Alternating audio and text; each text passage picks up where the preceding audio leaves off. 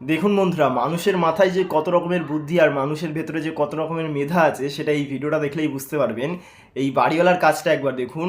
সোফার এই জায়গাটা একটু আগুনের ছিটা পড়ে কালো মতো হয়ে গেছিলো, তো বাড়িওয়ালা সেই জায়গাটা কাটিং করে এত সুন্দর করে রিপেয়ারিং করে দিল, পরবর্তীতে কেউ দেখলে বুঝতেই পারবে না যে সোফার ওই জায়গাটা ছেঁড়া ছিল অথবা সেই জায়গাটা পুড়ে গিয়েছিল। দেখুন, একটা লেদারের টুকরো মাপ করে কেটে সেই পোড়া জায়গাটায় লাগিয়ে দিল।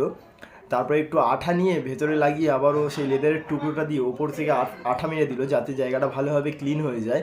প্রথমে আমি দেখে মনে করছিলাম হয়তো বাড়িওয়ালা পাগল হয়ে গেছে, কি করতে চাই যে সোফাটাকে আরও খারাপ করে দিচ্ছে, কিন্তু যখন ভিডিওটা সম্পূর্ণ শেষ পর্যন্ত দেখলাম তখন বুঝতে পারলাম আসলে বাড়িওয়ালা পাগল হয়ে যায়নি, তার হাতে এত নিখুঁত জাদু আছে, এত সুন্দরভাবে সে সোফাটাকে রিপেয়ারিং করে দিয়েছে, পরবর্তীতে কেউ দেখলে বুঝতেই পারবে না যে সেই জায়গাটা ছেঁড়া ছিল। দেখুন কত নিখুঁতভাবে ফুটোগুলোকেও করে নিল একটা কার্ডের সাহায্যে, তারপর সেই জায়গায় রং করে দিল। দেখুন পুরো নিখুঁতভাবে সেটিং হয়ে গেল, পরবর্তীতে কেউ দেখলে বুঝতেই পারবে না। ভিডিওটি কেমন লেগেছে অবশ্যই কমেন্ট করে জানাবেন, আর ভালো লাগলে শেয়ার করে দেবেন।